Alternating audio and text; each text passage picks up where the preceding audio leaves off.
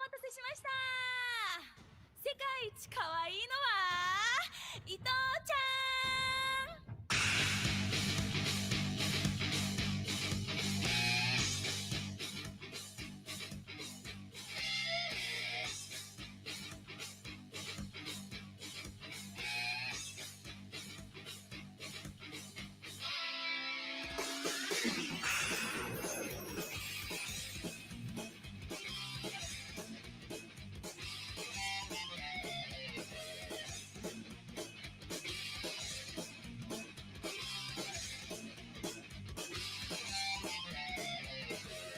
ここはブルックリンザホー、静かに光るメガリダム、空っぽの三角地帯、今夜も全然眠れないぜ。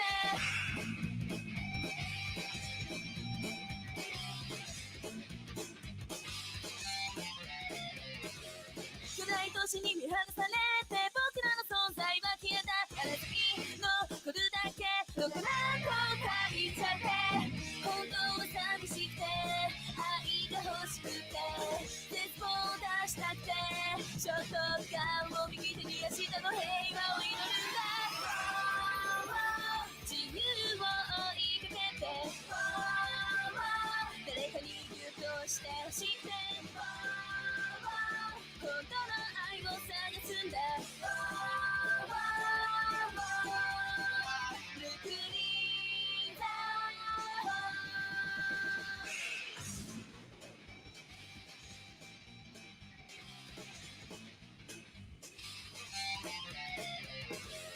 ここはブルクリーザホー、遠くに消えゆく純正感情はまるでないことなんと書いちゃって、強い何も全部見破ってほしくて、暗い街から伝ってくれる君をずっとずっと待ってるんだ。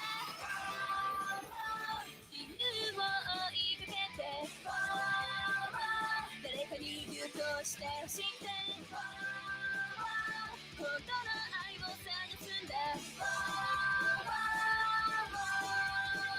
ルクリーザ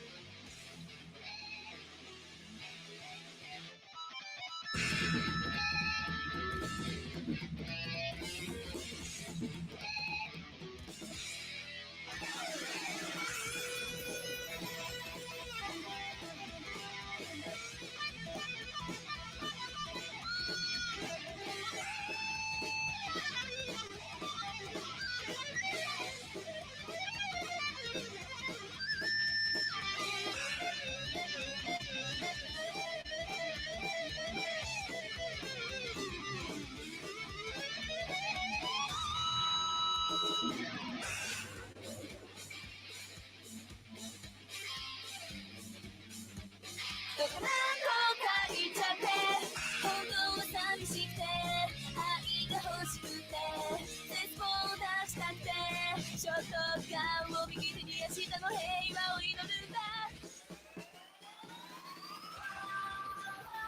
自由を追いかけて誰かにギュッとしてほしいって、本当の愛を探すんだ。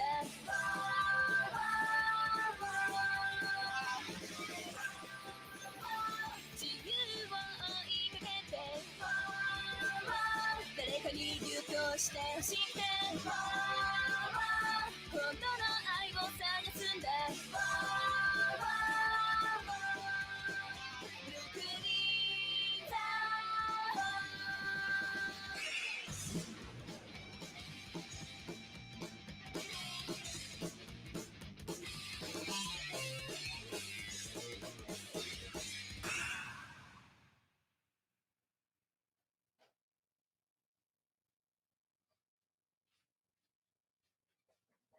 Good morning, comrades. It is Monday, the 19th.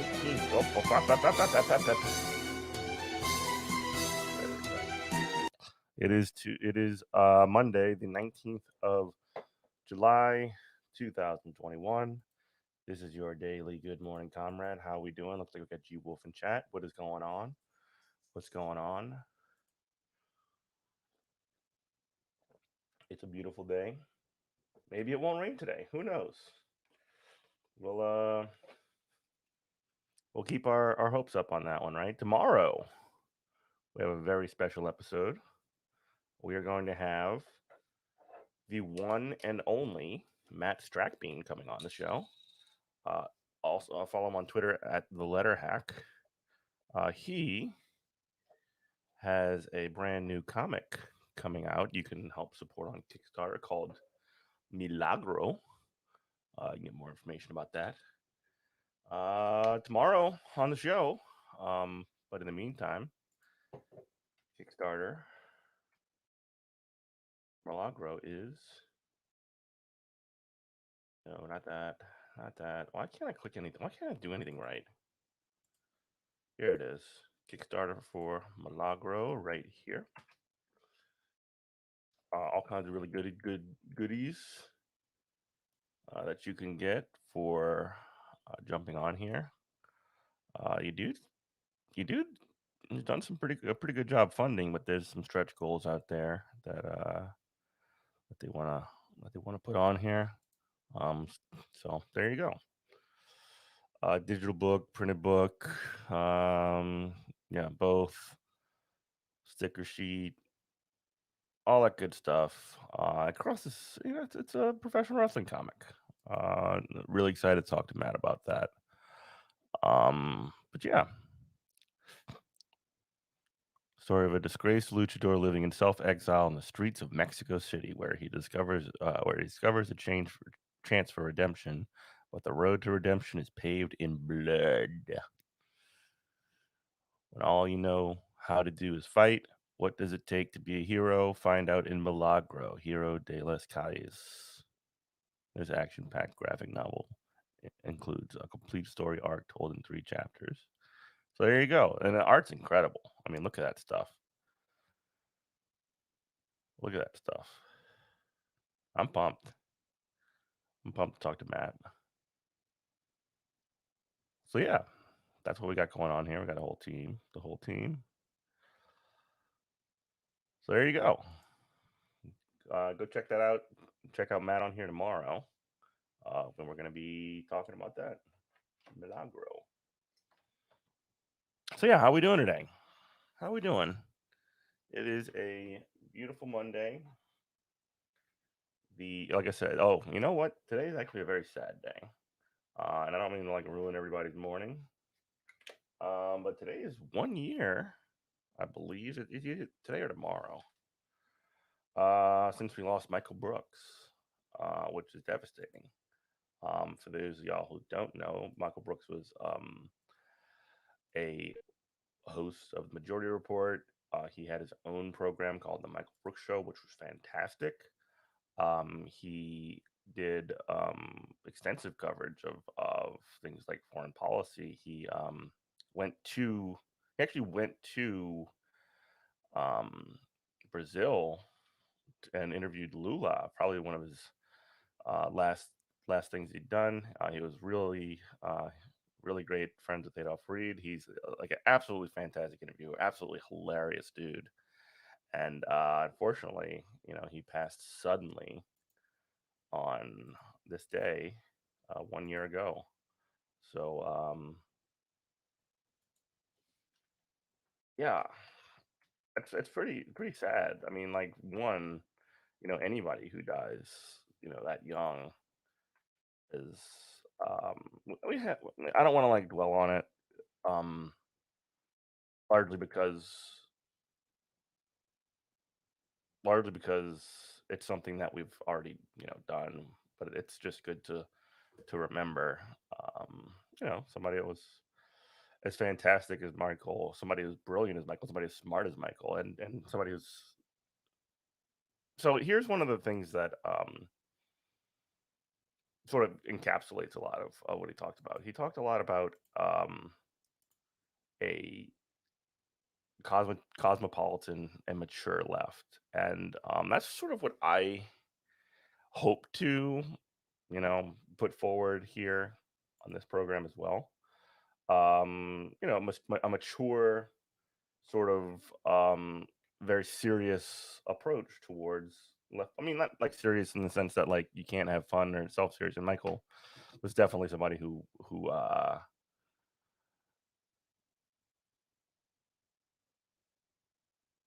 oh, so it's tomorrow. Okay, I beg pardon. Oh, I beg pardon. So it's tomorrow. Well, we'll just talk about it today then. But anyway,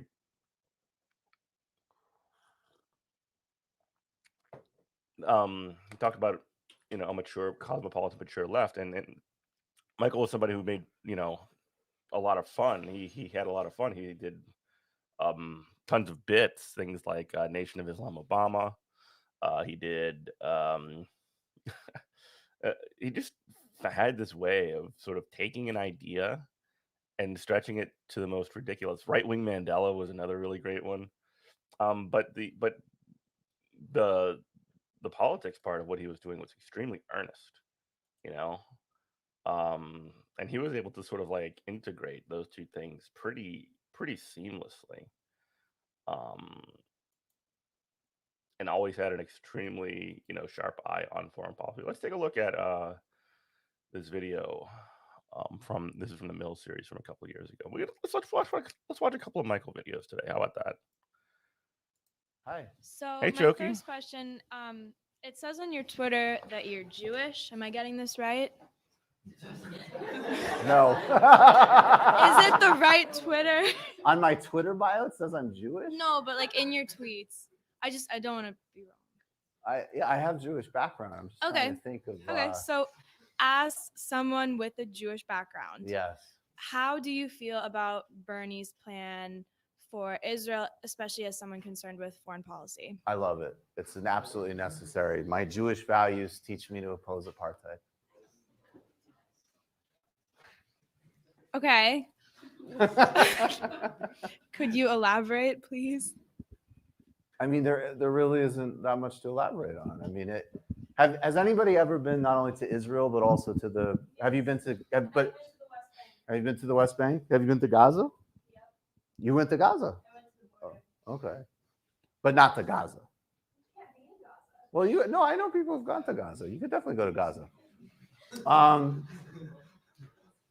So for me, my politics are built on a base of economic justice and actually really like anti-racism, as in some ways as distinct from some of this sort of woke stuff in a way. But when I was, It's an important distinction, and he doesn't get into that, but he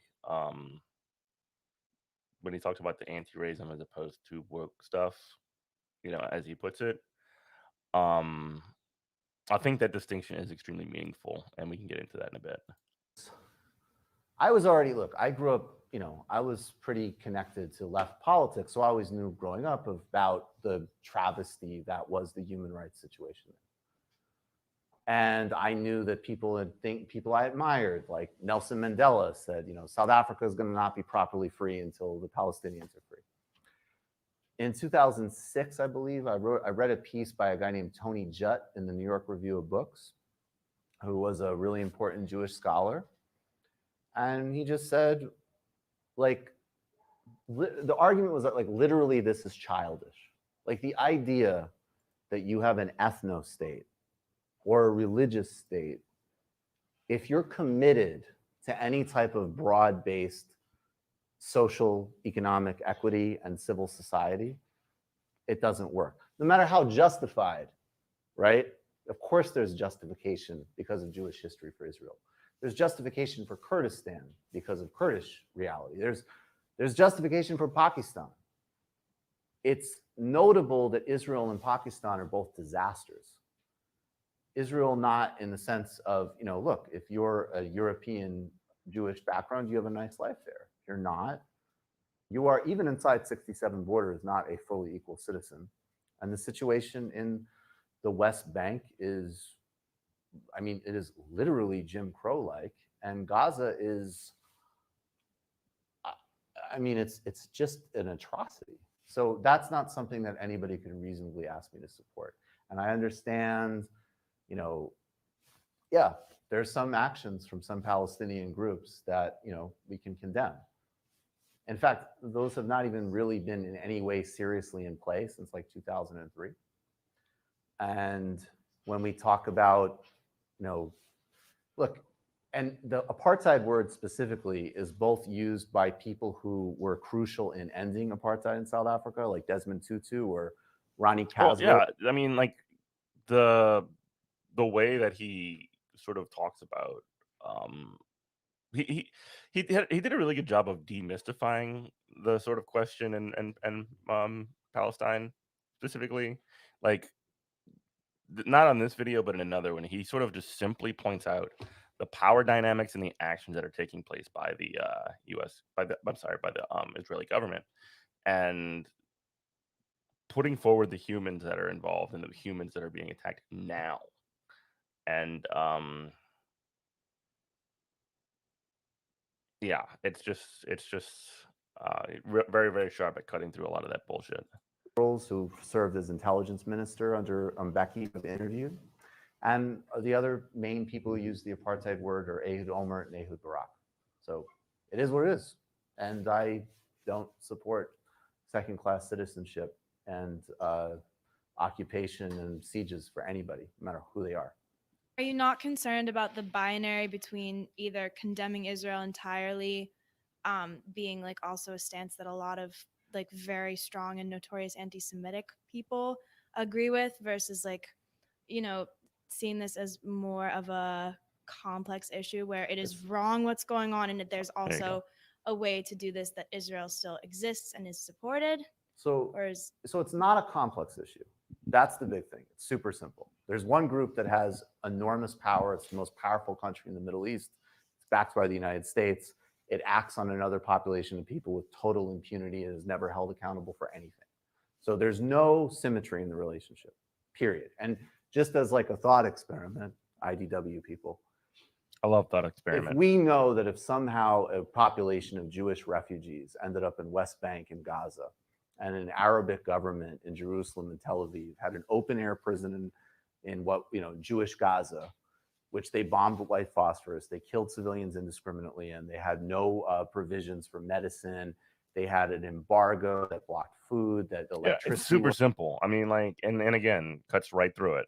Wasn't running, that there was an over 48% unemployment rate. Life expectancy and malnutrition statistics were horrifying. One of the major policymakers in this hypothetical Arabic Palestinian state said, we need to put those Jews on a diet. In the West Bank, there was another Jewish area where there was a little bit more autonomy, but there was... And he's doing all this from memory, which is like so impressive, right? I can't do that. Regular Arabic settlements where they pulled up the Jewish farmers' foods, they terrorized them with rocks, the security forces broke children's bones, and they couldn't drive their own roads. We'd all have no problem understanding what that was. So there's nothing complex about it. The second part of your question, it's a pure asymmetry relationship. And the question is rights or not. So that's it. It's not complicated. The second part of your question, at this point, there's always going to be crackpots who are anti-Semitic who condemn Israel. That's not what drives the movement, particularly in the United States. If you work around most people who are concerned with this issue, it's actually populated with a lot of Jewish people. The real question we have to ask is, why is it that AIPAC is hosting an information minister for Slobodan Milosevic? Why is it that there's relationships between the Israeli government and far-right parties in Europe? Why is it that Benjamin Netanyahu's son is posting borderline alt-right memes? Why is it that Israel is an alt-right state, even though it is from the descendants of the victims of one of the greatest crimes in history? That's a serious question, and that's inseparable from the racism of the project, which goes back to the first part that we have to solve. But thank you. Shalom. And I am serious about it coming from Jewish values. Like Tony Judd, my reading, to the extent I do, which I actually do have some connection to that in a religious sense, it's unacceptable for me. But yeah, no, I know. We'll but it's not complicated. It's not. He insists that it's not complicated at the end, which is great.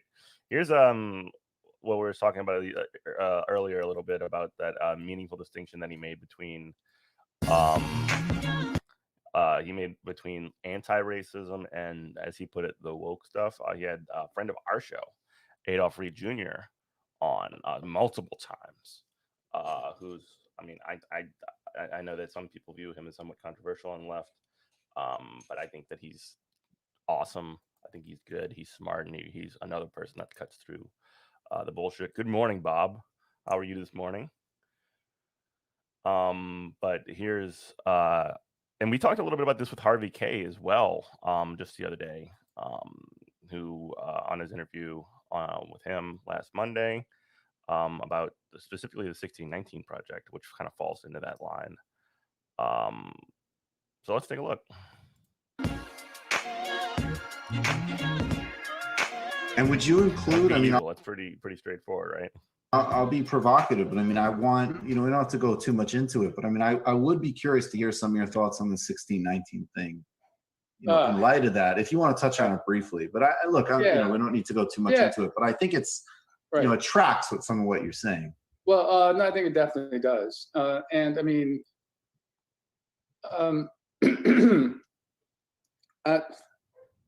it's kind of hard for me because the first sentence in the first essay is a lie, right? In 1619, 20 African slaves, the first 20 African slaves showed up in North America. The fact is, they weren't slaves. So it's time to drop the curtain, pack up the props, and go home, right? What were they? They were sold as indentured servants, and they served a time of indenture, and they melted into the population of, well, when they were serving it, they melted into the population of indentured servants, and then they were free, right? I mean, there's like a 50-year period, and for listeners who would be interested in this, there are two great sources. The original one is Edmund Morgan's American Slavery, American Freedom. And the newer one is my colleague, Kathleen Brown's first book, Good Wives, Nasty Wenches, and Anxious Patriarchs. And that's a study. They're both studies of the emergence of race and class, and in Brown's case, also gender, as technologies of hierarchy in colonial Virginia over the 17th century.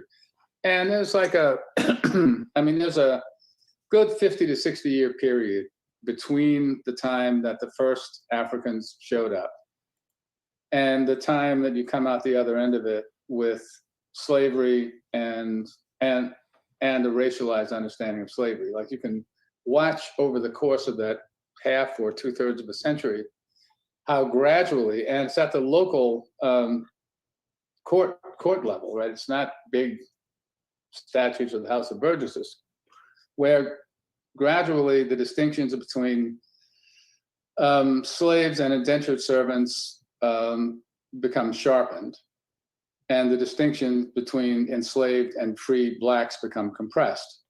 And they both point out that show how this was in response to other shit that was going on in colonial Virginia that had to do with, oh my God, I don't believe it, political economy, right? The market for indentured servants. That's one of the things I love about Adolf, by the way, that he does have like a laser focus on the political economy of, I mean, it's his life's work, it's his career, so that makes sense, doesn't it? But he is another person that cuts through the bullshit. England was drying up, partly because after the first generation of Anglo-Virginians got settled in and began to see themselves not as hustlers who were getting rich to go back to England, but as a founding ruling class. Right.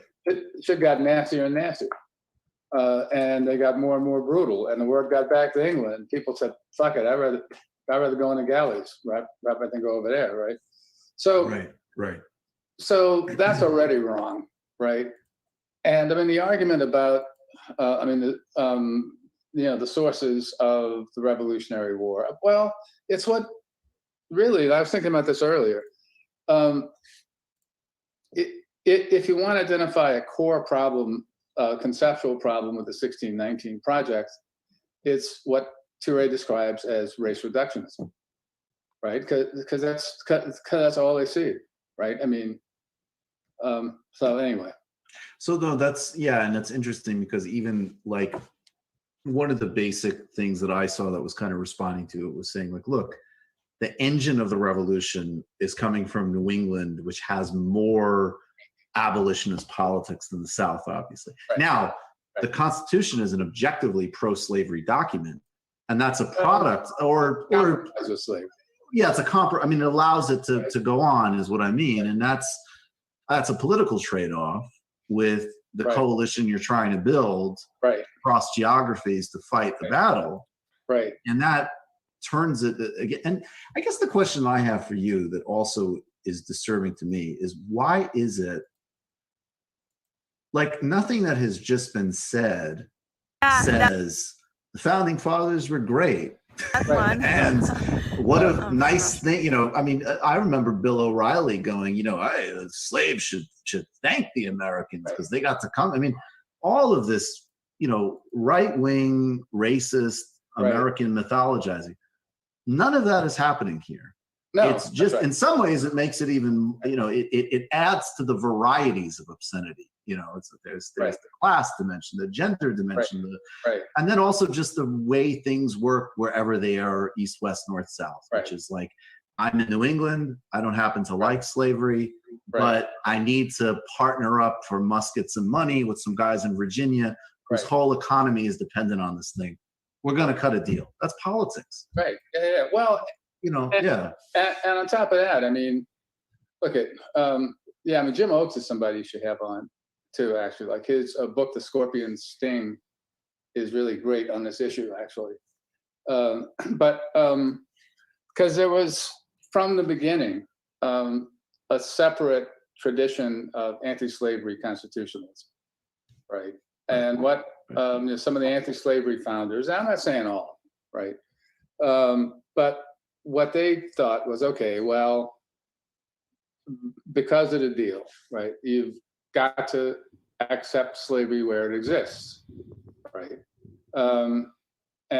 But they wanted to make sure that it couldn't expand. And the idea behind the scorpion's sting was that if you could freeze the institution, you know, and one of the things, sorry, I didn't mean to cut him off, but like one of the things that I do appreciate that, you know, guys like Michael and Adolf brought to the fore, or I mean, Adolf's still doing it.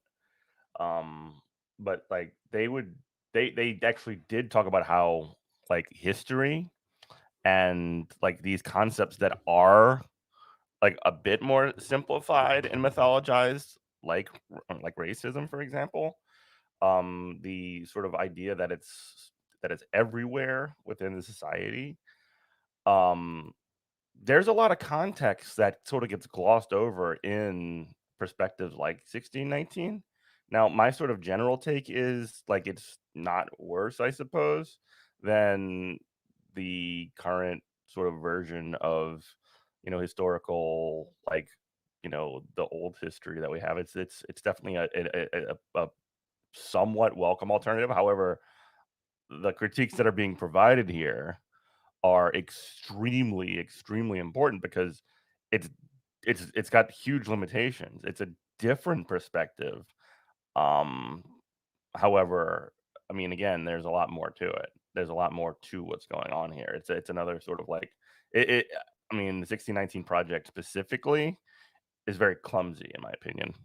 Scorpion's sting was that if you could freeze the institution in the lower South, right, and wean away the border states, it couldn't survive and it would shrivel and die. Well, in the first place, they were too optimistic about being able to wean away the border states, but that tradition was there. Right.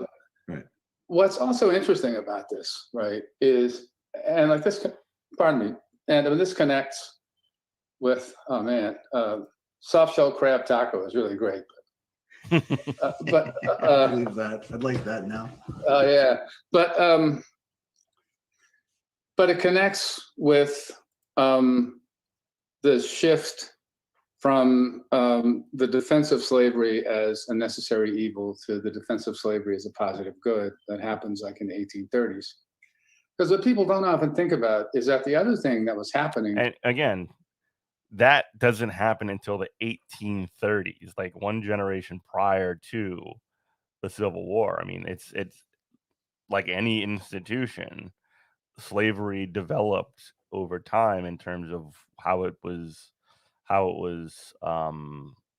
manifested on individuals, as he described, at the beginning in 1619 when the first black folks arrived. They were not slaves in the same. They were not slaves. They were indentured servants, much like people straight from Europe. But also at the same time, the way that the institution, I guess you could say. I mean, it was a social institution.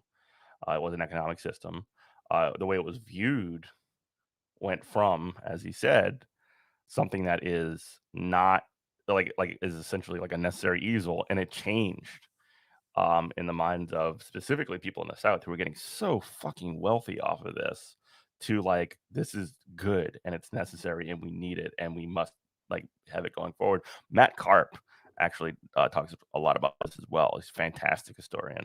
And he actually talks a lot about, in one of his books, he's got a great book called Our Vast Southern Empire. I think I've talked about it here on the show before.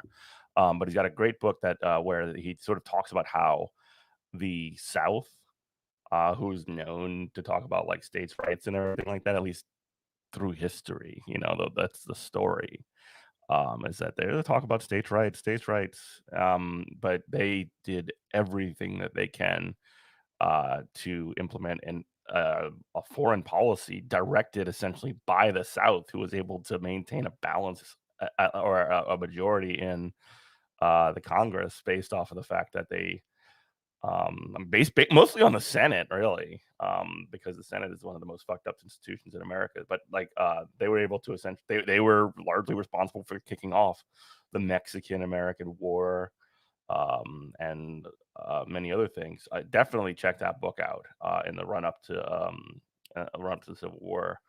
Our Vast Southern Empire, excellent book by Matt Carp on a very similar issue. Slavery as a necessary evil to the defense of slavery as a positive good that happens like in the 1830s. Because what people don't often think about is that the other thing that was happening during the 1820s and 1830s was mass enfranchisement, right? So, the emergence of universal white male suffrage, right, happens. So, say at the founding, right, you got a bunch of rich guys, Right, sitting around a room, figuring out how to make decisions about all the rest of us, basically, about what to do with all the rest of us, slave, indentured, free, like whatever. And we're basically coming out of an historical context in which the distinction between slave and free was one that had a bunch of shit in the middle, right? So it wasn't quite as sharp. And in 1789 or 3 or 76 or 1800, Jefferson and what's his name, Madison and Patrick Henry, and all the rest of them could say, and Pinckney and anybody else you can think of in South Carolina could say, look, man, I know that this institution is really ultimately kind of fucked up, but I got to get paid, right? I got to make my money. I need it. Well, That sounds so very by familiar. the late 1830s, you got all these broke white guys out there voting, and the argument that, well, we need to support slavery because I got to keep making my money, doesn't work quite as well, right? right. And this is at the same time that scientific racism is starting to take shape and whatever. But so, I mean, there's like a complex social and cultural and ideological dialectic that's playing out. And between, I tell you, it's a great book on this. Johnson and Rourke's Black Masters, which is a study of a slave-owning family in South Carolina, antebellum period, obviously. And one of the nice things about it is that they show how, after the nullification crisis, the South Carolina elite starts thinking more and more that the secession might actually be on the table at some point. The white yeoman and working class population is starting to grow in the state, with people coming in from outside the country too. And what you see is them pretty self-consciously appealing to these working class white people and to the Doesn't that sound familiar? artisans on the basis of racial identity, right? And even as those motherfuckers were complaining about competition from the free blacks and the slaves in Charleston who actually could rent out some of their own labor to some extent.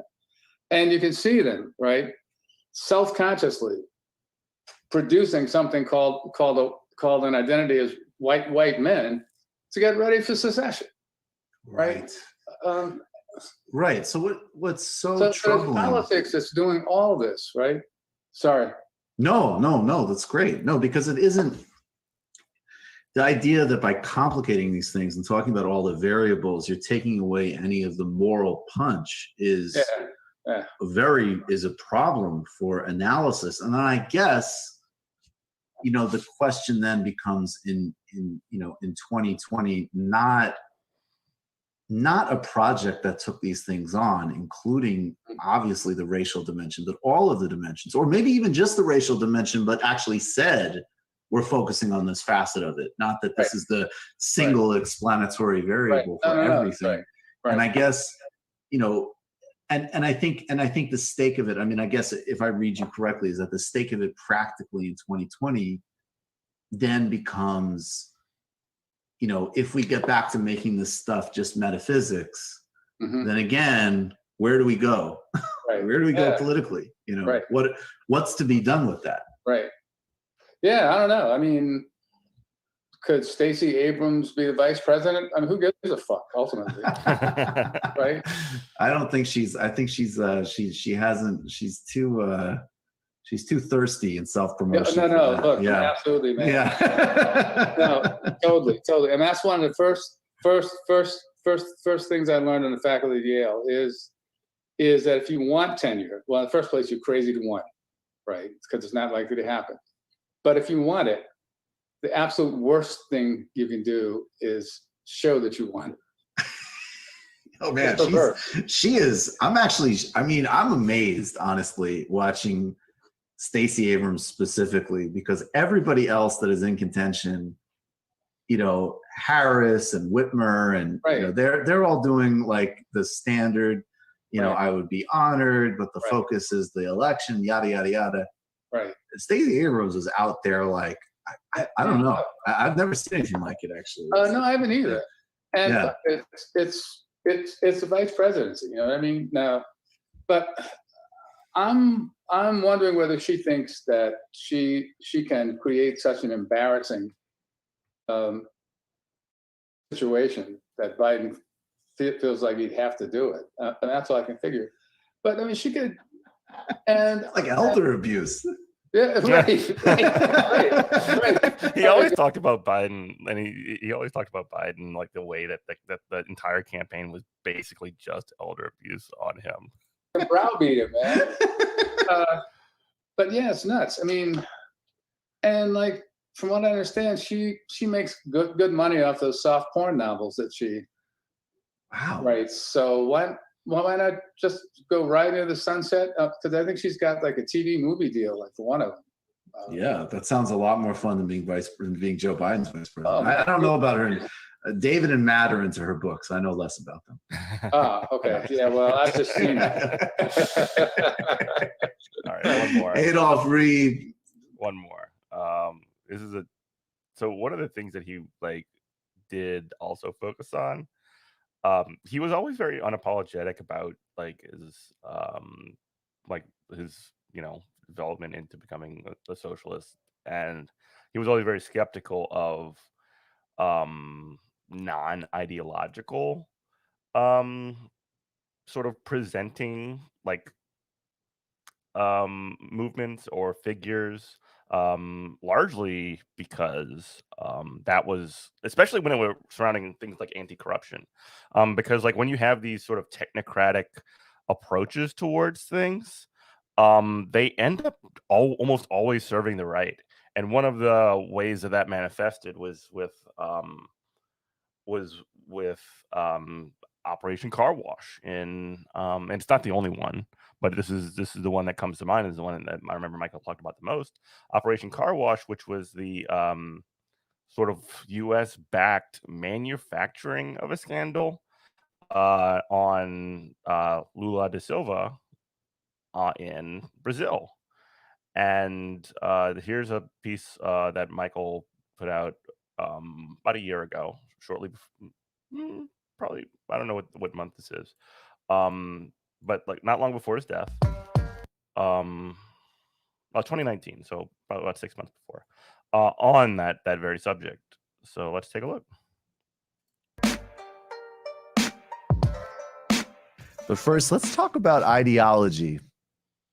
It's probably not going to surprise anybody watching or listening to this that if somebody says, or most people, if somebody asserts that they are non-ideological or post-ideological, you're usually talking to the most ideological people on earth. Right. We're not talking about building buildings or the best way to serve a tennis ball or some other technical function. When you're talking about politics, when you're talking about economics, when you're talking about broad social forces, and you say, I look at it non-ideologically, you are deeply and profoundly in ideology, almost 100% necessarily. And almost certainly that ideology is some form of neoliberal centrism. People on the right tend to have very little problem identifying themselves somewhere on an ideological map. The left, as it has reemerged, you're seeing more people quite willing to say, no, I stand somewhere, and I stand somewhere for specific reasons, whether or not I'm talking about myself as an actual progressive or as a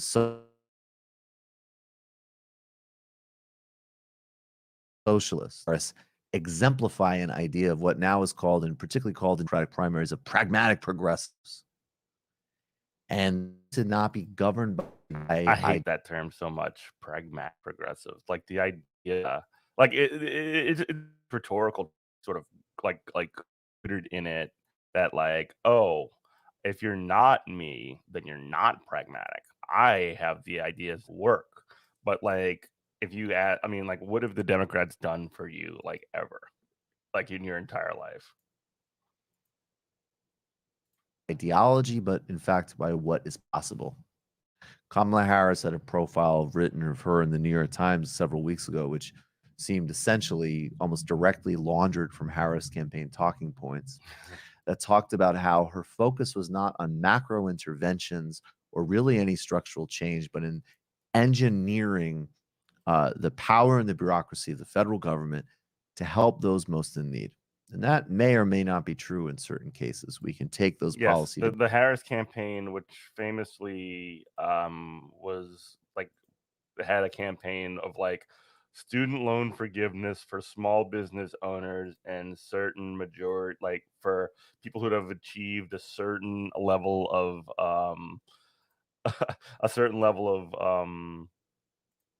academic, like if you graduated with a master's or something like that and you started a business in a majority black area. So like you needed to jump through each and every one of these hoops to qualify for like a certain amount of student loan forgiveness. So specific, such a incredibly thin slice of people, but that they can run around and say, I have this brilliant idea to incentivize exactly what we want to incentivize so that these specific people will not be shackled by student debt. It's so ridiculous because it's like It doesn't even it doesn't sound good to most people. It sounds like a giant hoop to jump through, and also like it actually genuinely benefits so few people. It's incredible. Debates on their own terms. Clearly, from her criminal justice record, there's very important areas where that is absolutely not true. There's other areas where it may be true in a minimal sense, but the problem is that the crises that she wants to deal with in a limited way are, of course, the fundamental byproduct of the system that she so steadfastly refuses to challenge. A denial of ideology in its purest form, because you believe your worldview is not created by political and philosophical conclusions, but by a quote unquote objective reality.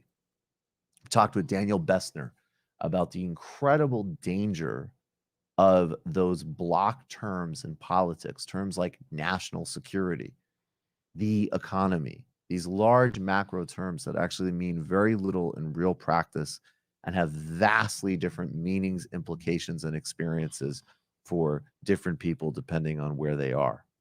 It's very profitable to be a post-ideological politician because you can gesture to problems in our society. Lack of health care, inequality, even student debt, without having to focus on the system that creates these very same problems.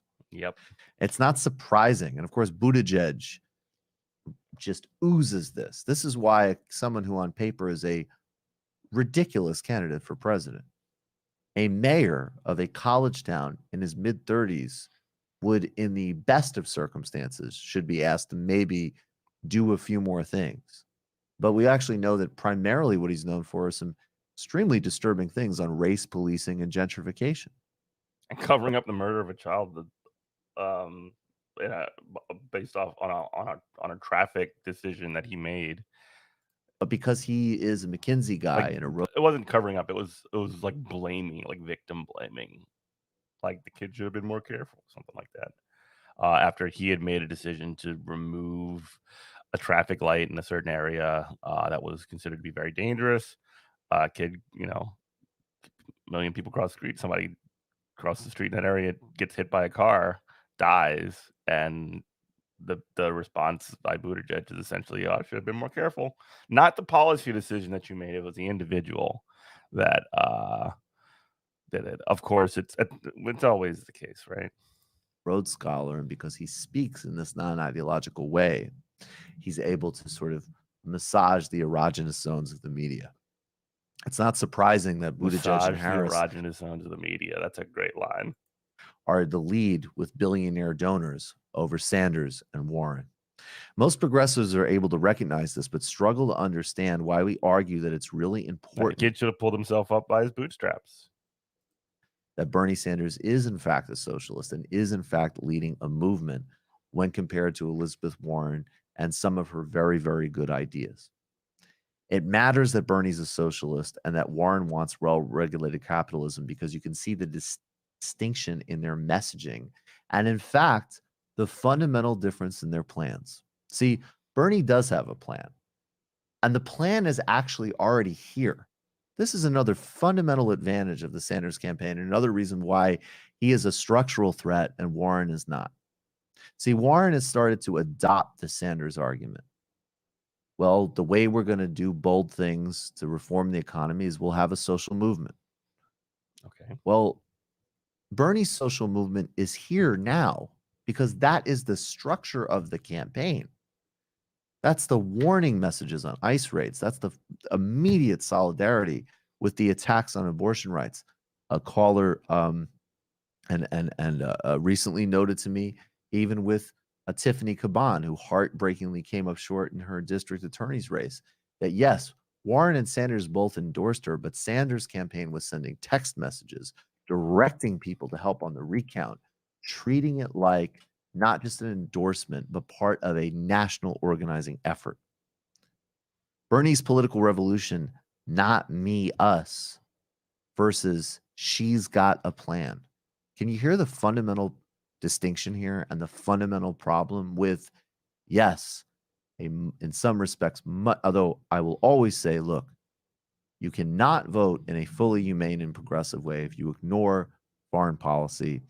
Elizabeth Warren, unfortunately, has both a very bad record on foreign policy in key areas, and has not moved significantly on it. Sanders, in some areas, has a very good foreign policy. In other areas where he has been weak, he has actually moved and begun to articulate something different. So that always needs to be noted. But Bernie's rhetoric goes beyond the moral. People should have health care. To the political, people should be able to have control over their life. And having health care should not be governed by your employer or your wealth. It goes beyond fixing a broken system. It actually begins the fuller steps towards seriously democratizing our society. Same thing with student debt. Universal forgiveness versus conditional forgiveness. That's Warren's plan. It's better. It's not Kamala Harris's work in as well. I mean, in fact, Kamala Harris's plan, I won't even go for the cheap joke. I don't see how Kamala Harris's conditionality of student debt on starting businesses in underserved communities doesn't turn into another major accelerator, as if there aren't enough, of gentrification, at least. Exactly right. That is exactly right. Like those kind of like hyper specific targeted like micro programs, I like to call them, literally are just fuel to throw on the gentrification fire. It's just like it's the stuff that gentrification is made of. In places like New York and San Francisco and many others. But why the limit?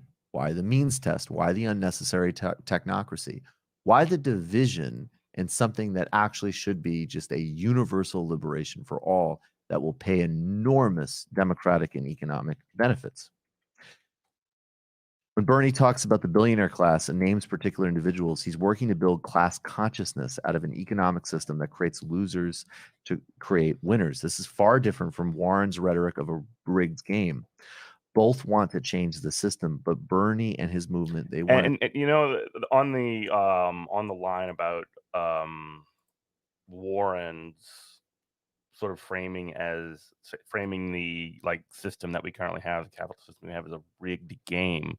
Like you can already tell, based off of just that little tiny bit of framing, that the system was assumed good.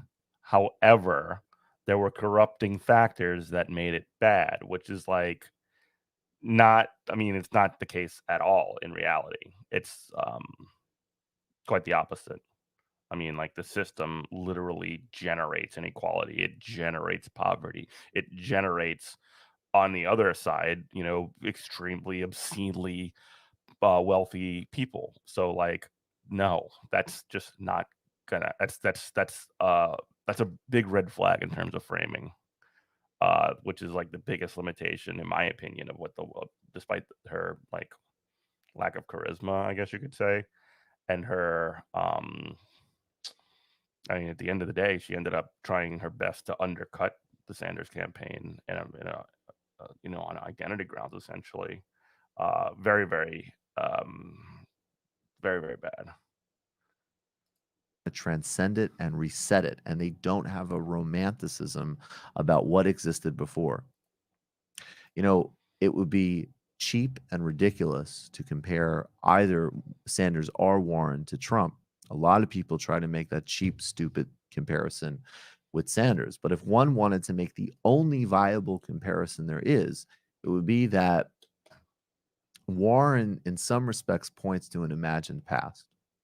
Now, I won't lean on that argument because I think that's an academic argument and it can maybe be elucidated in a certain way. But for purposes of sort of campaign tactics, we shouldn't be cheapening and smearing either campaign with that comparison. But right. There is a fundamental understanding in the Sanders campaign that, yes, has the game been rigged in different ways? Has there been times where obviously America was far better for workers in the middle class? Without a doubt. And that's why, in some ways, as radical as Sanders' campaign is, as we always say, from Harvey K to Adolf Reed, there is a major part of Sanders' campaign, which is just simply that the New Deal and the Great Society were great in many ways. They were building a really good social democracy. They were stopped because of racism and because of structural impediments, because of the racial dynamics of our society. Bernie Sanders wants to complete those programs in a fully democratized, universal way that transcends and resets the society. Warren is talking about not a time when it wasn't rigged in terms of things like the New Deal, though, and an impulse towards broader social democracy. She still talks about being an ardent capitalist and has a commitment to the mythology of a game and a system that has never worked for a broad set of working people. And to the extent it did work, it was because of labor gains and redistributive policies, not because of an ethical capitalism. And one needs to take that in and absorb that, even if one does not want to fundamentally change the market system, because that is an objective historical reality. How you reach your conclusions matters. Highlighting the difference between Bernie and Warren isn't about nitpicking or attacking. It's about making a distinction about two very different societies: a well-regulated capitalism or a democratic socialistic future. I might add a well-regulated technocratic capitalism, because if you still are playing in that game, you are still going to run the risk of creating additional bureaucracies in people's lives that they don't like. And bureaucracy is totally distinct from size and scale of government. You deal with something like the NHS, you're dealing with little to no bureaucracy. You're dealing with a big, excellent institution that gets you healthcare. And to the extent there's problems with it not getting you healthcare, it's because of new labor and Tory privatization and cuts, period. That's it, full stop. The difference between Warren and Bernie Sanders' plans are important because while they both address the failures of U.S. capitalism, Bernie's plans are set on taking us for the next fight and our transition to a truly better and more sustainable world. And please jump in. Yeah, I mean, and I think hitting on that point is so important.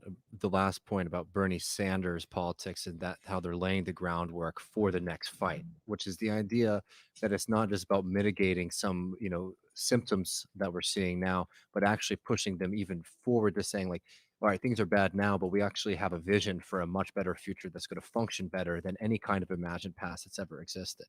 And that's where you really start to, are able to mobilize people in a much broader way than I feel like the Warren campaign's been able to. Definitely. Well, and I think, yes, that fundamental distinction of not me, us versus she has the plan still also speaks even. And again, I want to say that was the other super meaningful distinction of like the emphasis on and again, this is not the point isn't just to like trash or anything like that, but like emphasis on her as an individual, and as juxtaposed to Bernie's approach of like we're doing this together, like literally that framing, the not me us thing is literally the stuff of mass movements, because it's literally framed as we're doing this, not individual, and it's the opposite of she has a plan, which was the Warren approach.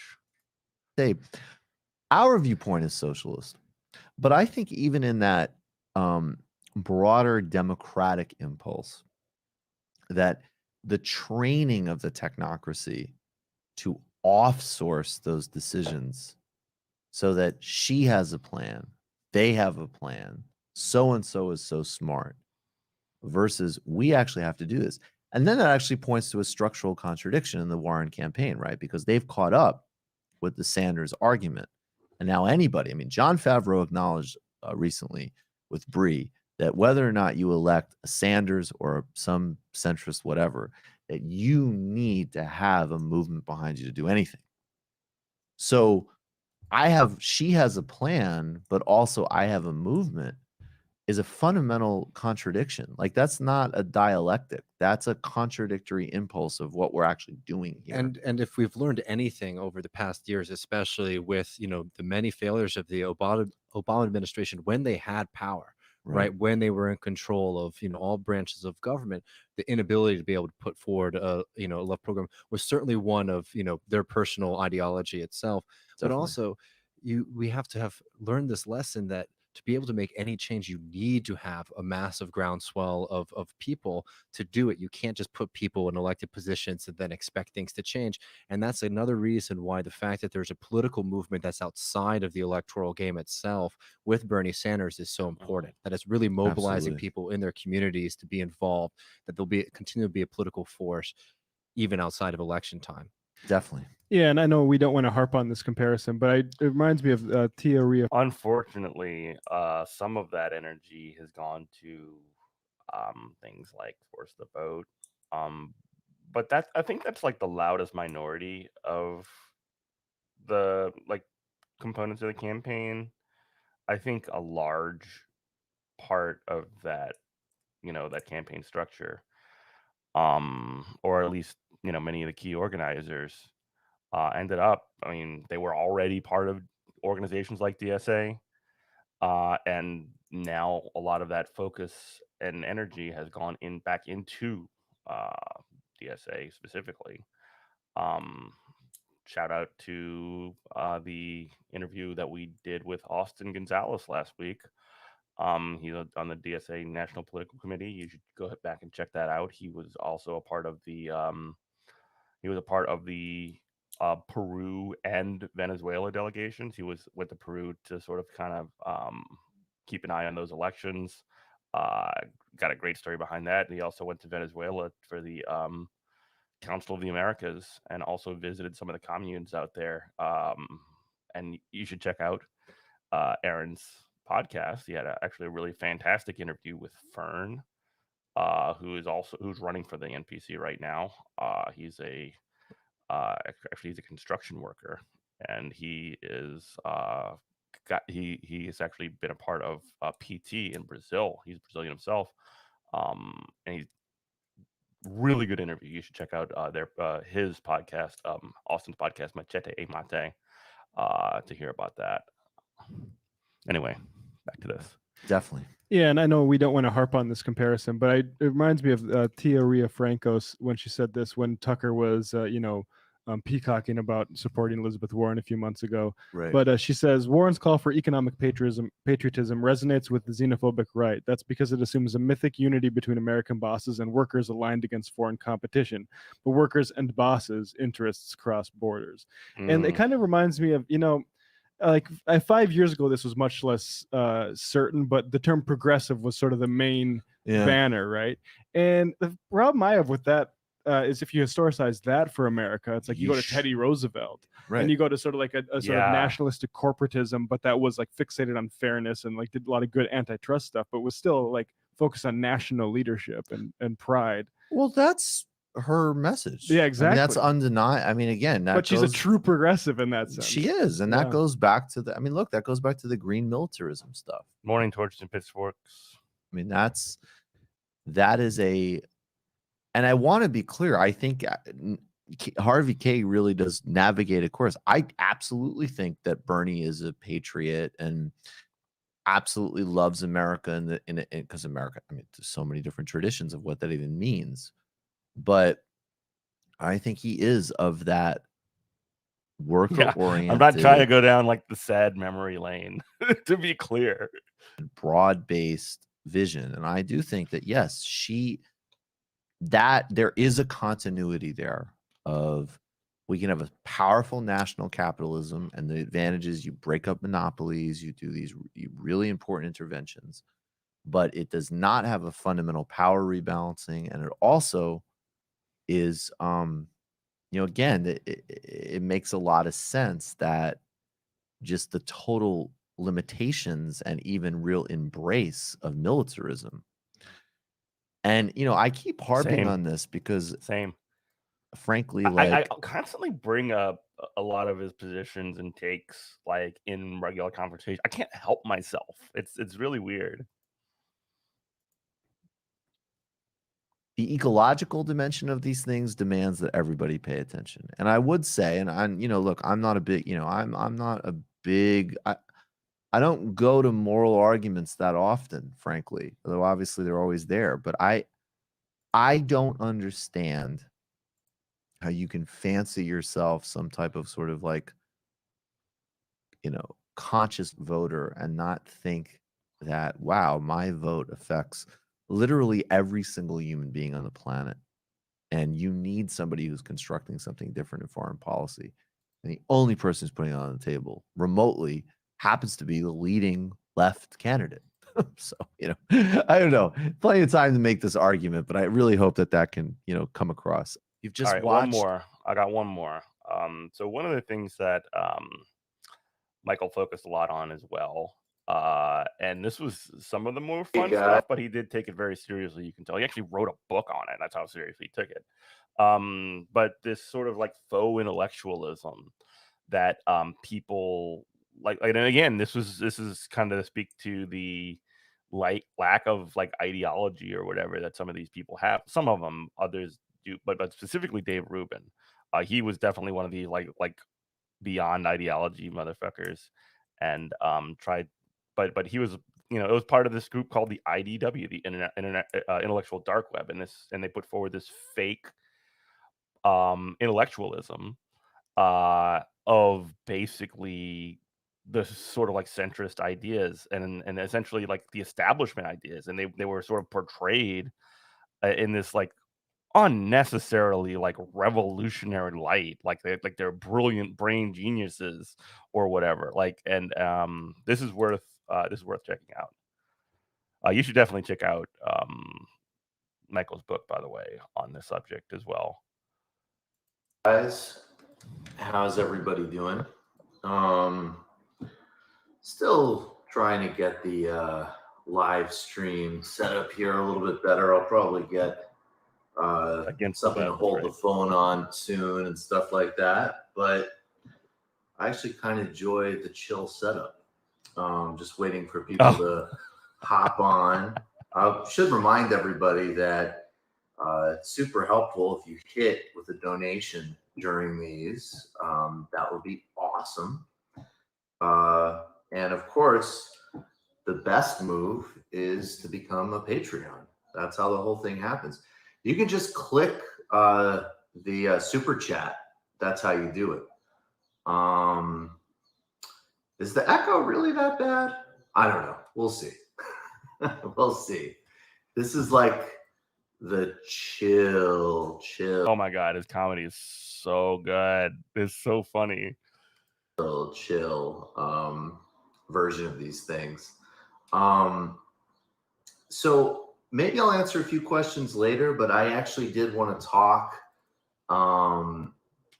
basically about stuff having to do with my book. Of course, the book is coming out this fall from Zero Books. It's called, the working title is Against the Web, the Cosmopolitan Socialist Answer to the IDW and the New Right. And what I'm trying to do in this book is a variety of things. I definitely want to debunk and deal with and historicize. Oh yeah, Feldman and Michael, incredible. Critique, because they would both just like run into these like multiple layers deep comedy bits. It was very good. The arguments put forward by the likes of Sam Harris and Jordan Peterson and the rest of the gang. Obviously, there's some fun to be had with Dave Rubin. Transcribing Dave Rubin's UPS conversation with Joe Rogan was fucking hilarious. I was like, it just incredible. I can't wait for people to read that and then immediately YouTube it and rewatch it again. That should be played all the time. And then to articulate this answer of cosmopolitan socialism, which to me is really important because cosmopolitan socialism is a globalized version of solidarity-driven Marxist Nation of Islam Obama. Just you kiss your fingers. It's so funny. Leftist politics, right? We'll finish up with that after this one. Says it is about a common struggle. It is about building common bonds, but we have to root those common bonds in global sources. So saying universal struggle cannot just be a replication of sort of the default white American, European, so on. But on the other hand, it can't be atomized and split, particularly not in like the direction of the Vampire Castle, right? Which is Mark Fisher's amazing essay on really the toxicity of a lot of the modern left that people absolutely urgently not only need to read, but act on and deal with all of the really serious problems and pathologies he identified. So that's the sort of dual mission of it. And what I want to talk about tonight a little bit is the ideas of something called integral theory, and then Marx, and then how it relates to this book. So integral theory is mainly kind of known as something that actually in one variety is sort of like a spiritual idea, a spiritual tradition. And part of, I think, some of the things that my work will be kind of doing over the next couple of months is having more and more of this conversation of, is there a spirituality that is relevant to the left? And obviously, in that sense, it can't rest on sort of metaphysical. He's like tweaking it, like the fun half themed anarchy is like going. He's kind of like going wild. The Steven Crowder edition was brilliant. Assumptions in a way, but it can give us. I see the orb. I'm definitely talking more Cornel West than Marianne Williamson, and I'm definitely talking liberation theology. I'm definitely talking some currents in Buddhism. But integral theory is, and there's a variety of people working on this. As an example, Jeremy Johnson, who's brilliant. We did a primer on integral theory for patrons, and he has a book that he's written on a guy named Gene Gebser, who was one of the most important integral theorists historically. Then there's a guy named William Irwin Thompson, who was an interesting theorist. Sri Aurobindo, who was an Indian independence fighter and philosopher, was in integral theory. And then kind of most sort of famously, Ken Wilber. You know what he's kind of doing, and this is, a couple of years ago. This is before Matt Christman from Chapo Trap House started doing his blogs.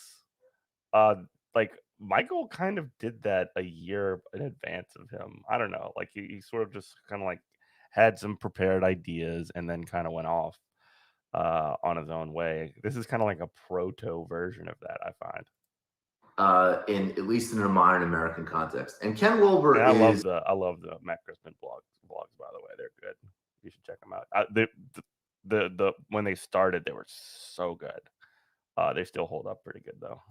A really interesting writer. He had a great theoretical model in some ways. I should say he does.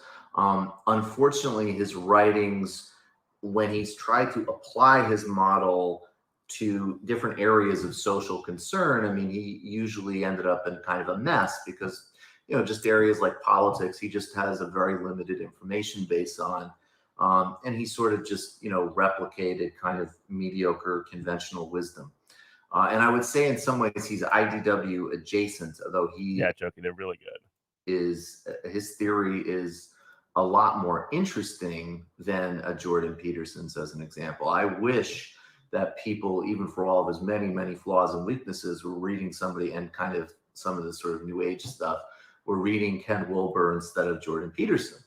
So in Ken Wilber's model, one of the things that I find really helpful is this idea of the quadrant.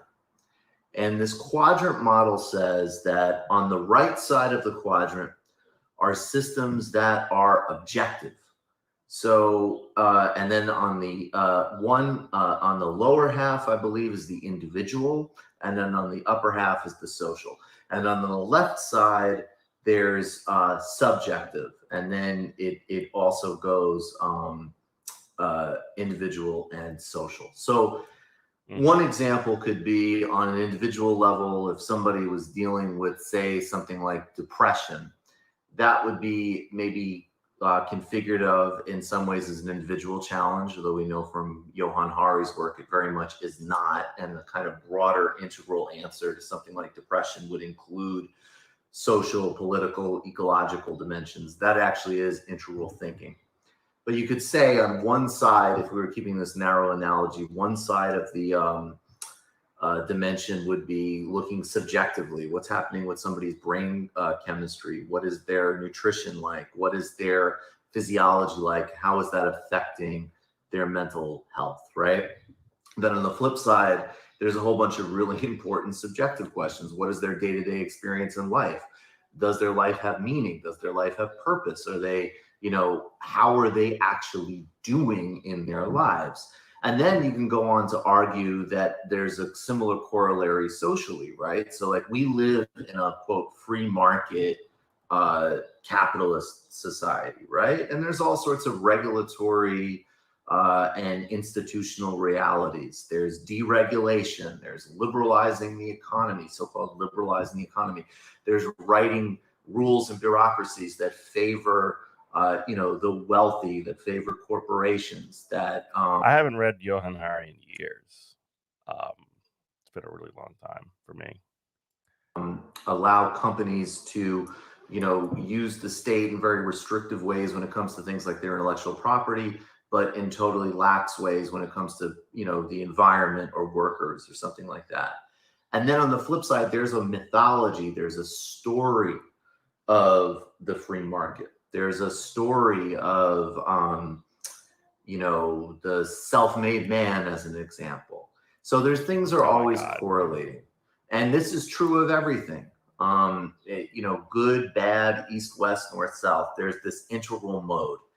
And I actually find that really, Mark Fisher's writing on depression is excellent. I should add that as well. So one of the things that you can start to see when you get to the IDW is that on one hand, they are able to, they have open terrain because there's weaknesses in the sort of pop culture left that they can run through, right? And that's the sort of like Vampire Castle, outrage culture stuff. That's some of the things that Ben Burgess definitely identifies and give them an argument. And then there's also on the flip side, of course, just people who are desperate for a reorientation and recreation of traditional class, gender, and race-based hierarchies, which is what the IDW fundamentally usually speaks to. But they've had a lot of room to grow because of some of the serious limitations in some parts of left discourse. And then we can see that there, and so the way this relates to Wilbur is that Wilbur actually also had a critique of what I love that he's got the Muhammad Ali knocking out Sonny Liston behind him too, which is pretty awesome. It's one of the greatest sports pictures ever taken. Type of postmodern discourse, but the idea was that you would transcend it through synthesis versus rejecting its insights. So that's one of the things I'm trying to do with cosmopolitan socialism. As an example, I used in the last time, and I know I'm covering a lot of ground here, but I used in the last video I did on this, Amartya Sen, who's a very big influence on me. And he actually, I would say in a lot of ways, it is an update of internationalism, yes. So Amartya Sen critiqued autocrats in the 1990s who ran countries like Singapore and Malaysia. And these leaders would use the rhetoric of quote unquote Asian values to suggest that when, as an example, they censored newspapers or put political opponents in jail, they weren't in any way violating human rights. What they were doing was observing Asian group values. And then on the other hand, obviously, and very much ascendant in the 90s, you had, this notion that no, there is global values, global human rights, global standards, and those standards come from the West, right? The classic, first of all, historically illiterate. There's no such thing as the West. There's no historical continuity. And then, the innate bigotry of that.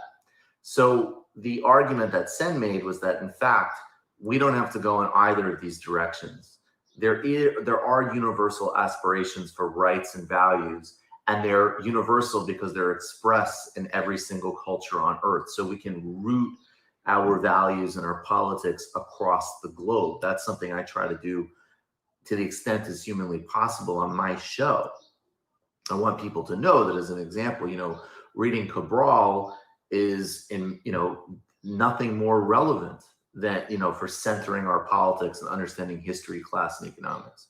So what the IDW has done is they've taken this very narrow critique, which they can score kind of pop culture points on, and then they've, expanded it to creating their own grievance-driven echo chamber, where they go over the same controversies again and again. They, of course, hilariously, they constantly whine when they're criticized. That's what this, hysterically, watching Eric Weinstein be upset that Dave Rubin gets critiqued is, it's hysterical.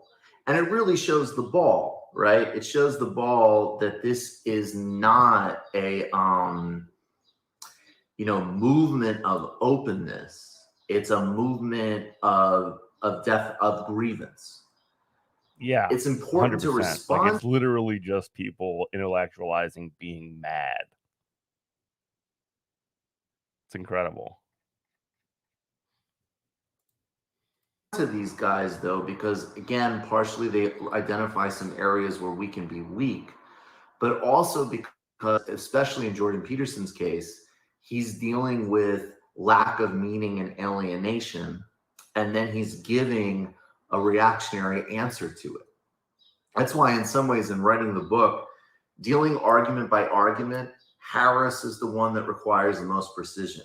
But the themes that Peterson identifies are the most long-lasting. And I would argue that all of them, even when the IDW disappears, are going to set the template for the right-wing arguments, the new versions of right-wing arguments we'll be dealing with for the rest of our lives.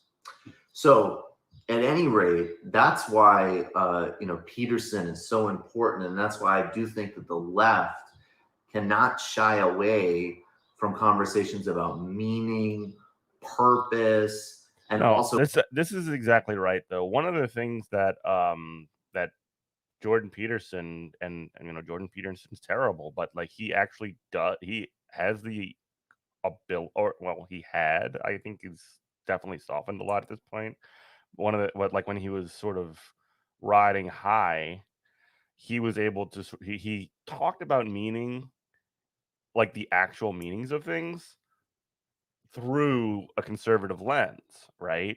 And he was able to just base off of the fact that he seemed like he was being serious about these things, and the fact that he kind of talked to people, he basically validated a lot of, specifically, his audience was largely like white, the downwardly mobile, white, middle class white men largely. And the reason that he hit them in such a meaningful way was because, like, everything else or many other things in the society that would materially benefit them were sort of invalidating their individual or their felt concerns, their broadly felt concerns. And if you don't get validation from the left, you're gonna get it from the right. And like, I'm not saying like reach out to like Nazis or whatever, like, but the idea of like having an open door so that people can exist and be honest and don't just instantly just sort of discredit whatever they're saying or thinking or feeling, even if it's problematic or wrong or things like that. I think that that's a way of building as opposed to cutting off a growing movement. Also recognize that the demographics and the groups that he talks to, frankly, of like those young white men, if you look at Scott Atran's work on purpose making and understanding groups like ISIS, we recognize that these are incredibly dangerous, potentially alienated people Yeah. that we absolutely need to address and have a strategy for. You can't ignore this issue. You can't. Otherwise, because if you don't get in and like mix, like essentially compete for this, this essentially a demographic, if you don't compete for it, you're ceding it entirely to the other side. You're ceding it entirely to your enemies, who are like going to essentially weaponize them against you. And the reason, though, that I want to put Marx in is because I think that Marx, in addition to understanding power, in addition to flipping the notion that profit isn't some organic thing, profit is. I mean, like Ruben's actually perfect for the IDW, because like he's just to address G Wolf's comment, he's perfect because like he's the exact kind of empty-brained, like he is the image, he is the audience that people like Jordan Peterson go after, or that they think that they're going after. Like just a overpuffed dummy. And he's kind of right, but also nope, like individually, nobody actually likes Dave Rubin, I don't think. Maybe I'm wrong on that one. Is your stolen labor power turned into an excess for a capitalist? I love that.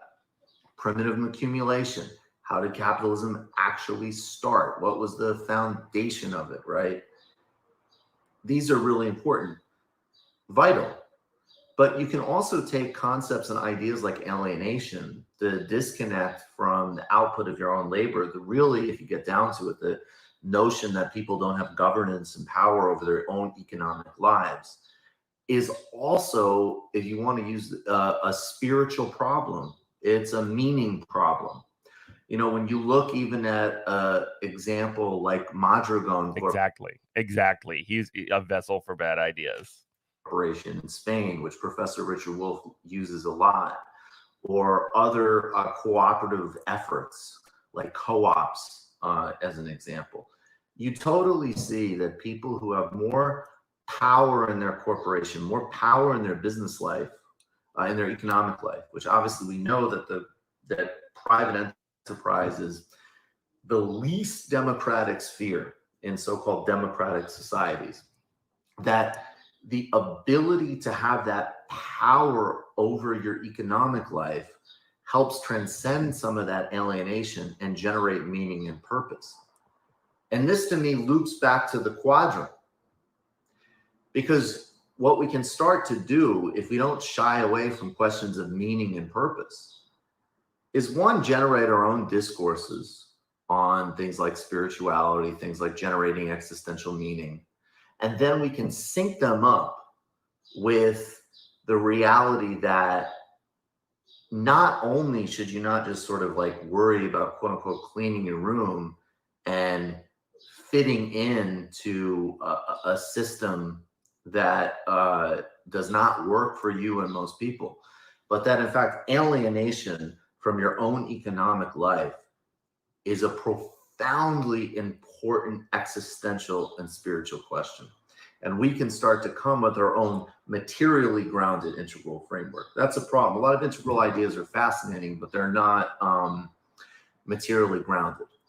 Marx, grounds us in the day-to-day, the ground of our life, right? So, and of course it all matters, right? This is why Gramsci is so important. Gramsci really connected, institutions with ideology, with material drives. But especially in the United States, where we are so disconnected from understanding class, from understanding economics, and so many people, whether they are New Age philosophers or Sam Harris for that matter, really walk around thinking and promoting the idea that human beings think something and then they do things, versus our bodies, we do and are acted upon all day in our economic lives, and that filters up into how we think and how we conceive of the world. So at any rate, guys, I know that's a lot. I hope it made some sense. I promise it will be clear in the book, but I am fascinated by this stuff, and I want to give you guys a sense of the flow of how this stuff, is going to look, and how it's going to go. If right-wing Mandela debated Nation of Islam, Yeah, no, I agree. Hey, I mean, I do it sometimes too. I don't know. I guess people are just gluttons for punishment and pain. I don't know. Obama, that would be an interesting debate. He absolutely like leathered Sam Harris. It was actually kind of incredible. See, like where does logic come from? So, comes from these nuts, motherfucker. All right. No, it's not. But I guess the what you're talking about here, you can't ignore the right totally. But it's not the right. Like these people, like these downwardly mobile, like largely white middle class people are not the right. They don't have any politics, and like the thing that Peterson does is, or did, I don't know if he does it so much anymore, but the thing that he did was he brought them in. He brought them into a right-wing perspective, into a right-wing movement. Not necessarily an organized right-wing movement necessarily, but into a right-wing orientation. And that's sort of where the battleground is. Not necessarily like converting Nazis or whatever the fuck. Like that might work like on an individual basis, but as a broad strategy, I don't think that that's possible to like large scale bring people over. It's mostly contesting for people who don't have any politics that are what we're looking for here. All right. Here, I got a couple comedy videos, and then I got to get out of here. But here's one right Can here. you just Romney, right wing, Mandela, and more. Let's go. imagine that Mitt Romney, being at a Mormon institution, would say something to the effect of like, "Be proud of your Mormonhood. Be proud of your whiteness. Your Now- glowing, beautiful, shining white skin. Just No soot on it at all. Just Remember- gleaming and pure. If my parents were born in Mexico, I'd be president now." That's the problem. If only I was Latino, I'd had everything just handed to me. I mean, not everybody watches. I'm not talking about people that watch Tucker Carlson. I'm talking about people that don't watch any news. If I was a brown man, I'd be president. But I am so which proud is most people. of my gleaming, pure white skin that I wouldn't trade it for that advantage. Just be proud of who you keep are. the white skin, but I would also take the Latino last name. That way I could have been president by now. Imagine if my name was Jorge, but I still had shining, beautiful white skin. No doubt. Best of all worlds. No doubt. It is because President Obama would go to a predominantly black university and say, "Be proud of your heritage." That has just ripped apart the race relations in this country. Remember the shining black children of Africa. Not poison Not devilish white Tucker people. Carlson coming out Poison there and saying, devilish white "We should really be agitated by this." That's not the part that's ripping apart. It's just the idea, like all those white people who spend a lot of time looking up what the president has said at the commencement address at Howard University. I mean, because that is so many people who are on the fence about race relations in this country. Right wing Obama. I mean, Nation of Islam Obama is so funny because like it's just the complete and utter opposite of everything that Obama is genuinely terrified of presenting himself as. Like it's so good because like he basically did a bit, like he created a bit where like it had to have, I'm almost certain on the lore of this, but it had to like come from the Reverend Wright like criticisms that Obama had gotten because he was sort of like this radical pastor, and Obama basically did everything that he could, especially at that point. Like, he had been doing it before for sure, but he, like, especially at this point, like, essentially saying, "Hey, white people, I am safe. I am not going to hurt. I'm not going to do anything that's scary or terrifying or anything like that. I swear to God." And like, when Michael does Nation of Islam Obama, it's just the complete and utter opposite. It's like the right wing image of Obama that also is the most terrifying thing that Obama could ever imagine himself being. It's incredible.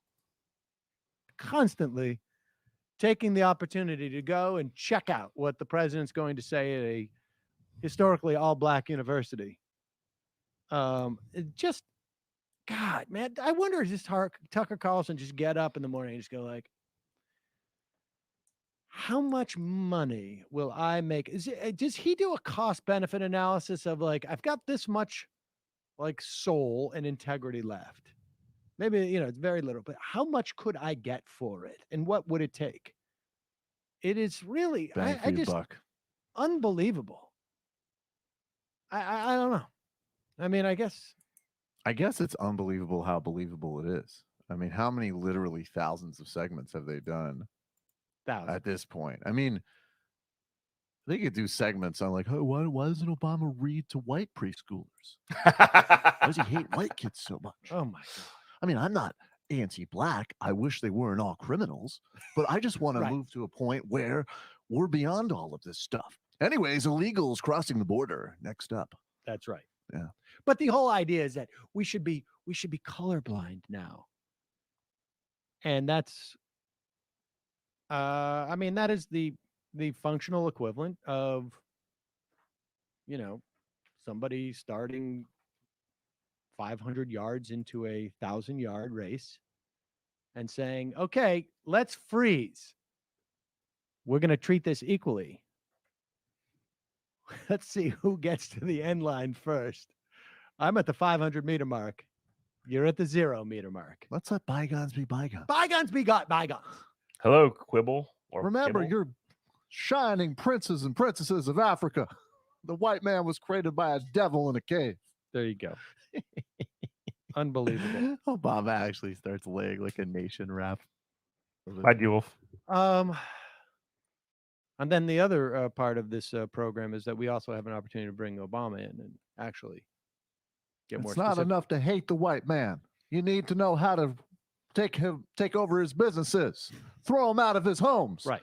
Defile his daughters, right? And destroy his religion, right? We can stand here and we can listen to Brand Nubian and we can listen to the brother minister preach.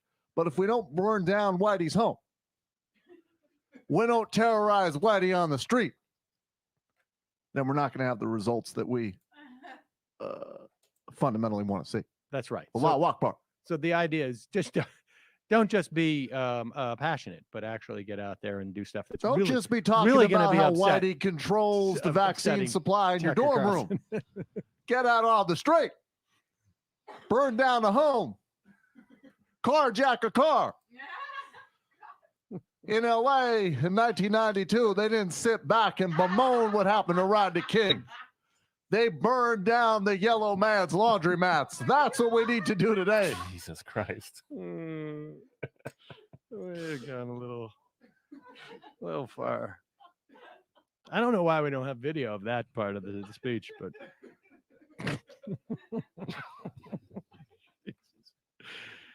all right, let's go to the phones. And I think, the devil is obviously fighting at one particular place. It's not that a lot of people are being discriminated against. They aren't.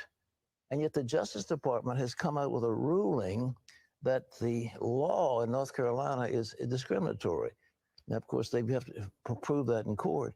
But, people in this country are just saying it's time for a change. We've got to get rid of that bunch of clowns that is running the show, get a new attorney general, get new people in HHS and all these other agencies. But that's why the country is mad. They're furious at what's going on. They don't want this so-called progressive agenda being jammed down their throats. We are getting so many things jammed down our throats. Like voyeurs and health and human services jammed down our throats. I can barely breathe. We're getting this jammed down our throats. All right, one more. I mean, good for her. I appreciate it when celebrities use their platforms for something other than self-enrichment. It was a total low-class move. This couldn't be more apropos. Walking down, I walked to work again today. Yeah, no, it was freezing. But I got one of those like baklavas or whatever those are. Baklakas, whatever it is. Balaclava. Russian gangsters use A before I hit. balaclava. Balaclava. No, I like that. I got one of those I get baklavas, and it makes me all Baklava's a warm. pastry. No, I rub myself with I pastry. get myself sweet Middle Eastern sweets all over my That's right. face, and I'm warm. It's freezing out. It's freezing. And this is so apropos. Yeah, or they were calling, emailing. It was unclear. I mean, at least 10 days. That's Bob Dole's fault. But define ethics. I mean, if I serve Joey No Socks a Fugazi, is that right? Or is that unethical? All right. Bottom line being, we're not going to give you any tax return. Suck it. We are president now. I am the captain now. How much time do you think the hearings are going to get on mainstream news? I mean, Remember Kelly? 45 minutes Remember Kelly before Jamie? to talk. I have utter And- disdain for it. Turn it on. No, I was Hello? just doing work. But, No, it's but boring. here Yeah, it I is. get it. Or let's say every time a Republican gets 10 votes, that a significant number of those votes are a way of saying F you to liberals and liberal value. There's no doubt in my mind that is the truth. Mhm. That is the case with most, I don't know, a significant percentage of votes that Republicans get is a way of conservatives saying, I don't like gays, I don't like art, I don't like people who are different than me, I don't like anything that's challenging to my worldview in any way. I don't like all of the things that come, all of the indecision and lack of clarity that come with those things. I don't like gay. I mean, I've watched Majority Report for so long. I go back to like the Binger days, like before Michael was even on there. That was like 2011 or something. People, I don't like I don't- art. I mean, I don't like ladies unless they are showing me themselves. I don't like libtards. exactly. You know, what's her face? The former EPA under Bush. Christine Todd Whitman, also an idiot. said- Oh my God. Said, I was on some show with her, and she said, you know, if liberals weren't pressing so hard on this global warming thing, maybe more Republican or conservatives would accept it. And I was just like, that you can actually say that without like just a tremendous amount of embarrassment and a plan to provide group therapy for these people is stunning. to me. Sam, can we reach across the partisan divide for a moment? You when and you I. hear, yes, you and I, Okay. you gay queer with 4 eyes. When you hear Meryl Streep talking, and you hear that shrieking woman's voice and the arrogance and the elitism, how am I not supposed to do an impression of a retard? It has forced me to do this. This is how it works. I see what you're saying. I know what They you're saying. say that people with Down syndrome should not have their heads dunked in toilets, but then you cheer Meryl Streep's speech. And this is, of course, why it is happening. Do you see how it works? I see that. Ah, no, no, no, no. By the way, that reporter is a very nice guy. Great guy. And he's all just like, no, no, no, no. Now, I would not have done that impression on your program. If it was not for that goddamn megaton bitch Meadow Streep last night polluting the airwaves with her elitism. Forcing you to do it. Yes, that's how it works. I mean, it's amazing. And I have no doubt that they tell themselves this. Yeah, I went on vacation recently. I didn't hear any of the libtards, and I said to somebody, we should probably do something about climate change. And I have to say that, like, there is a way to ensure that they don't react this way, and that is to continue to have more people vote against them. Now, why could Meadow Streep have not said from one thespian to another? Great retard impression. She always has to take the low road. It is totally unfair and totally abusive. And if we wanted to work together, President Obama himself has said, we should work together for a transition. But Meadow Streep goes out of her way and she doesn't say, hey, great physicality when you're impersonating that guy with a muscular degenerative disease. Very talented, Mr. President-elect. No, she condemns him. Right. Typical arrogant liberal. Typical arrogant liberal. And like the unearned advantage of that $200 a month in food stamps. You know what, Sam? Whatever it is that they think that they're getting, the special black person card that gets you into free movies. Don't talk about that. Or I'm not supposed to. You know what, Sam? Joey No Socks had a great fucking point about this. Can I share it? Please. He said, similar to what Bill O'Reilly had said, the food and clothing that so-called slaves received was already reparations. Think about it. Great fucking point. Pre-reparations. Pre-reparations. So we need to stop blaming white people for all of our problems. That said, I can't believe I didn't get hurt.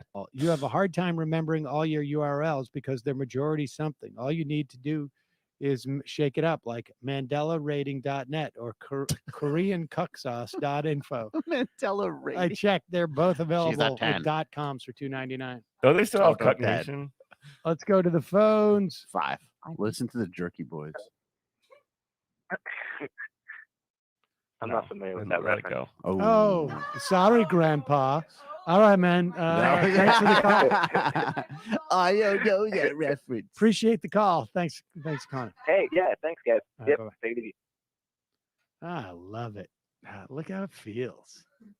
Yeah, maybe I Dropping should be a little bit reference. less cavalier when I talk about your big Yeah. midsection. Oh, yeah. I mean, I don't have that, but Well, I mean, there's plenty of there's time. time. I know there's time. Plenty of time. I mean, you're ahead of me on top. Ooh. I mean, why bother going there? And I have never called Mr. Figures boy.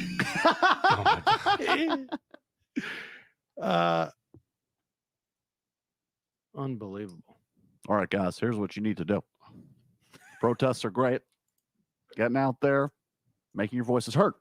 But ultimately, if you want to affect policing policy, you're going to need to kidnap some mentally disabled white kids. Now, I know it's hard to distinguish because aren't all whiteys in their own way, frankly, mentally disabled. They are descended from pigs and apes. But you need to find one that's, well, like the guy that Trump impersonated. Torture him, Facebook stream it, and then the revolution will come. All right. Well, I'll walk more. All right, folks, that's gonna have to be it for today. I got to get to work. But yeah, thank y'all so much for watching. And yeah, Michael was so good. But yeah, I'm gonna get going. Y'all have a lovely day. Patreon.com/GoodMorningComrade. You can become a supporter of the show, like Ty Jitty, Michael H, Dan O, Jonathan H, Timothy C, Dragonslayer 19, Andy L, Gary W, Kenneth F, Adam R, Trey M, Watermelon Pickle, Penelope D. Tomorrow we're having Matt Strackbean from Letterhack. He's going to be on the show, joining us to talk about his comic coming out called Milagro. So that's going to be a lot of fun. Hope to join us tomorrow. All right, everybody. Love you. Bye-bye. And if you are on Twitch, by the way,